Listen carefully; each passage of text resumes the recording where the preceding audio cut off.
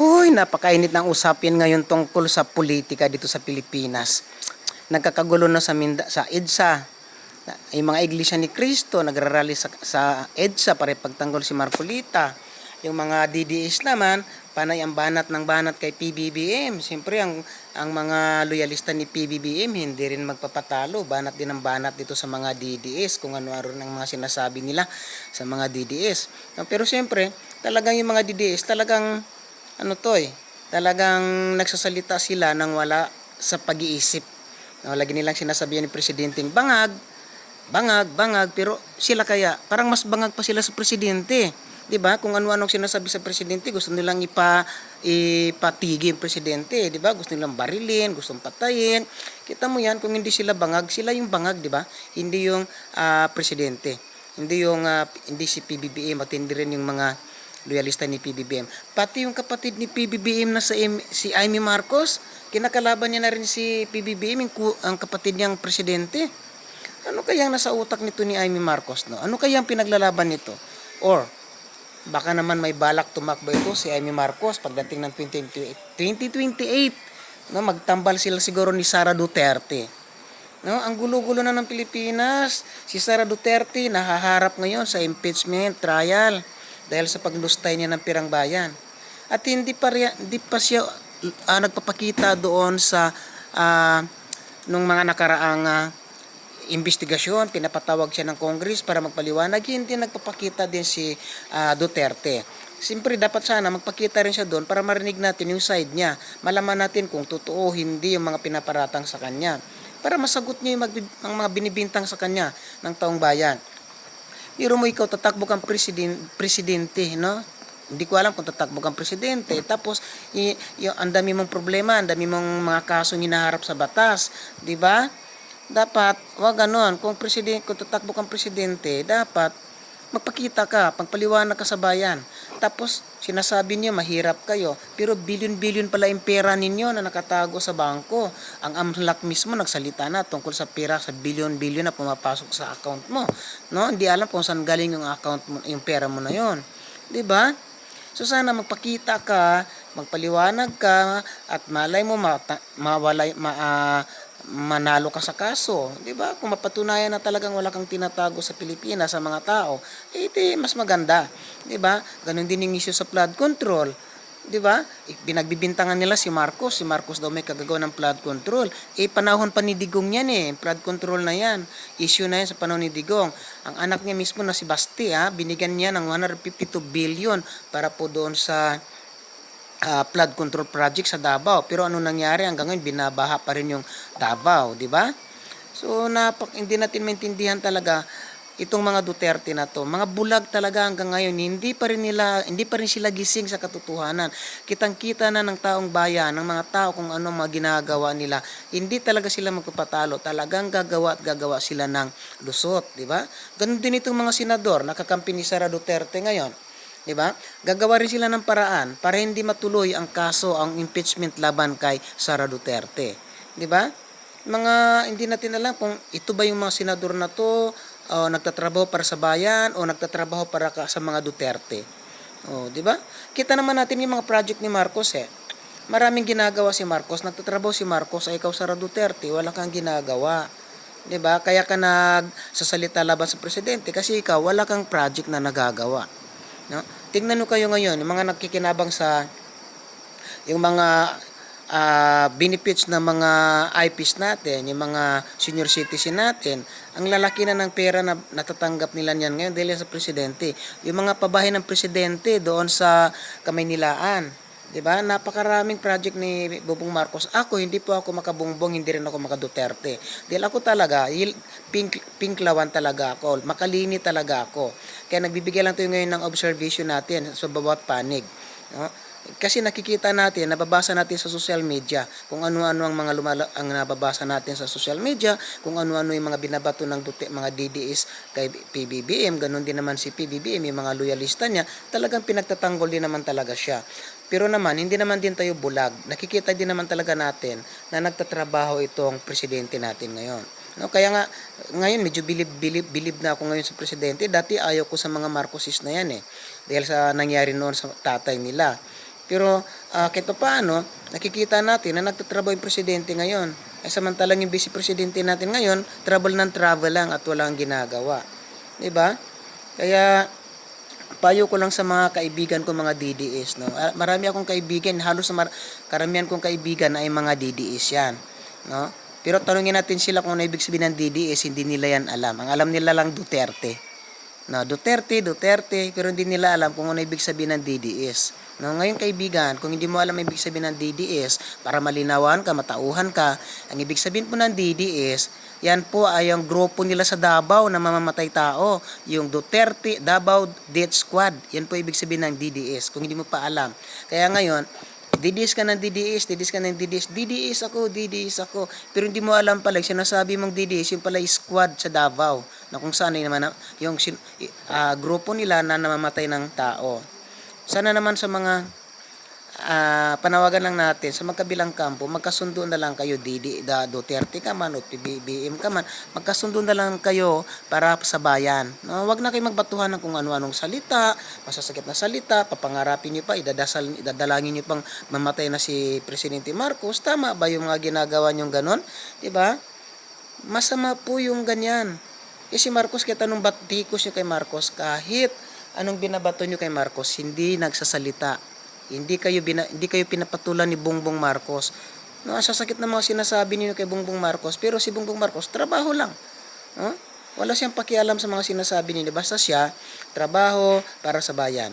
Kayo, wala kayong ginawa kundi ang punain o siraan ang pamahalaang gobyerno ni BBM. 'Di ba? Sa halip na suportahan nyo na lang yung presidente, puro kayo away-away, puro kayo away dito, away doon, rally dito, rally doon, tapos magkakaragulo pa kayo doon sa rally. Rally kayo dyan, sali-sali kayo dyan sa mga nagrarally dyan sa EDSA. Kapag napahama kayo, mapasubo kayo dyan, akala nyo ba tutulungan kayo ng mga pinaglalaban nyo dyan, ng mga taong pinaglalaban nyo? Hindi po. Diba kadaming nasaktan doon sa rally sa EDSA? Pasalamat kayo kung matulungan kayo. Kung hindi, nga kayo. Kayo din, pinapahamak nyo yung sarili ninyo. Di ba? Pinapahamak nyo. Nag-iidolo kayo masyado dyan sa mga tao na yan eh. Iniidolo nyo yung mga tao na yan. Kapag mapahamak kayo, kasalanan nyo yan. Una-una, hindi kayo kilala ng mga taong sinusuportahan ninyo. Mga iniidolo ninyo. Pagtatawanan lang kayo niyan. Sino ba nagutos sa inyo na pumunta kayo ng rally? Ha? Inutusan kayo ng mga matataas sa inyo, inutusan kayo ng rally. Ngayon, nagutuman kayo, pinangakuan kayo ng 150, hindi pa kayo binigyan. Nagutuman pa kayo. 'Di ba? Kung nanatili kayo sa mga bahay ninyo, nagtrabaho kayo, hindi kumita pa kayo ng pera, hindi pa kayo napahamak. Kisa naman, pag sinabihan kayo ng nakakataas sa inyo, sunod-sunuran din kayo, which is alam niyo namang mali. Napapanood naman natin sa video yan sa video diyan sa Facebook na yung mga nagrarally hindi binabayaran, hindi pinakain.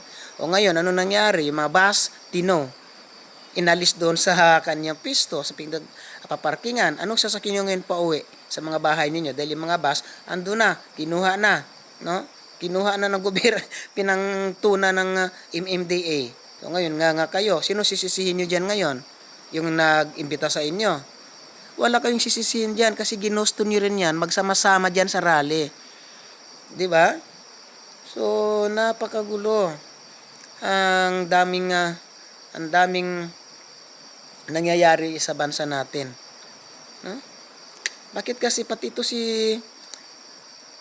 yung mga senador, kaya yan nagkakagunon sila, nagrarally sila dahil marami silang senador kasama sa Senado na kinakasuhan na ngayon na tinahabol na ng batas. Si Jingo Estrada, si Marcolita, si Bong Revilla. Tingnan niyo kung ano nangyari ngayon, di ba? Si Bongbong Marcos ang nakatuklas ng flood control project, ghost project. Siya ang nakatuklas, kaya nga inuutosan ng hulihin lahat ng mga gumawa niyan eh. Di ba ngayon, binibintang nyo kay Bongbong Marcos, si Bongbong Marcos yung magnanakaw. Samantalang siya yung nakahuli kung sino ang mga magnanakaw, di ba? Siya ang nakahuli, siya nagpaimbestiga. Kaya nga, ngayon may mga nakukulong na ng mga senador dahil siya ang nagpaimbestiga. Samantalang noon, sa panahon ni Digong, sino ba ang mga magnanakaw na nakulong? Walang magnanakaw na nakulong. Sinasabi lang ni Digong, ay mayroon akong kilalang magnanakaw. Magnanakaw yan eh. Bakit hindi niya naipakulong kung alam niyang magnanakaw yon? Pero dito ngayon sa pamamahala ni Bongbong Marcos, marami na siyang napakulong at marami pa siyang ipapakulong. Oh? Kasi kawawa yung taong bayan sa ginagawa ng mga taong to. Yumayaman kayo, galing sa tax ng taong bayan, nagiging milyonaryo kayo, galing sa tax ng taong bayan, di ba? Mali-malita yung pera, hindi ko alam kung totoo yung mali-malitang pera na yan o gawa nyo lang, di ba? O, tapos kung sino-sino yung mga taong nadadawit dito sa mali-malitang pera na ito.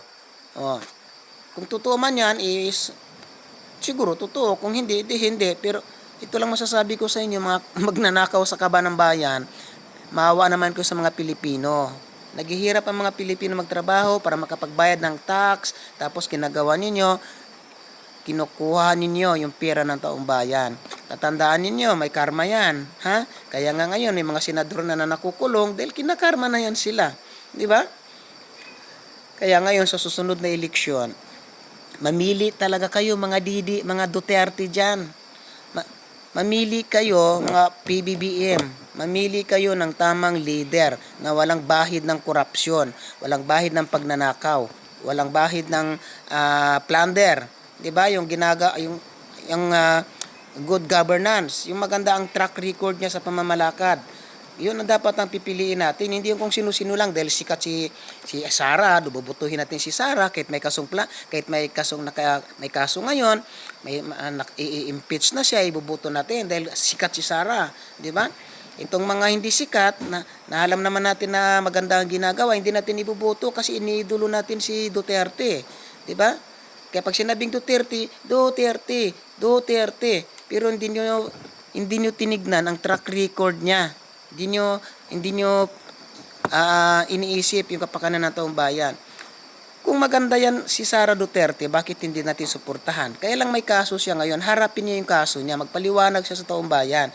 Pag nanalo siya doon sa kaso na sa impeachment, hindi, good, pwede na siyang pagkatiwala ng taong bayan, kaya lang hindi siya umaharap doon sa Congress para magpaliwanag. So sino bang magtitiwala na sa iyo ngayon, Sara? 'Di ba? Dahil hindi ka nagpapaliwanag eh. Ini-steer mo lang yung Congress, hindi mo nirerespeto yung batas. So yan ba yung gusto niyo maging presidente? Yung hindi nagrerespeto ng batas. 'Di ba? Mag-isip-isip na kayo, malapit na yung 2028 election. Imulat nyo yung mga mata ninyo, kung nakapikit pa kayo, kung inaantok pa kayo, kung natutulog pa kayo, imulat nyo yung mga mata ninyo at mag-isip-isip na kayo kung sino ang talagang nararapat na iboto bilang presidente ngayong 2028. Ha? Gumising na kayo sa totohanan. Alam nyo na nga, ganyan ang ginagawa ng mga Duterte. Yun pa rin iboboto ninyo, mamamatay tao. Diba? Dami pinatay ni Digong sa Davao. Si Sara Duterte, sumisigaw, napatayon si Marcos. Diba? Ipapapatay si Marcos. O, yan ba yung gusto niyo maging presidente? Diba? So, ninyo, pagka hindi pa kayo nakapag-isip, talaga naman. Hindi nyo tinitignan yung track record. Hindi nyo tinitignan kung anong mga ginawa nilang mali. Minumura ang Diyos. Namamatay ng tao. Yan ba yung gusto niyo? Pag naging presidente yan, gusto niyo marami ulit ang mamatay sa Pilipinas? O, di ba? Mayroon tayong batas na dapat ang umusig doon sa mga taong nagkasala. Hindi yung pinapatay. Ano yan? Aso? Hayop lang yan? Kaya kayo, buhay pa kayo, ang kaluluwa nyo, sinusunog na sa impyerno. Minumura nyo ang Diyos. Tulad nung nakaraan. Nung nagsalita si Digong na minura niya yung Diyos, nagpalakpakan yung mga taga Davao. Nung naglindol sa Davao, tumawag ng Diyos. Tinawag si Lord dahil naglindol na sa Davao. Kita nyo ngayon, sunod-sunod yung sakuna sa Davao. Di ba? So yan lang muna for now. Thank you.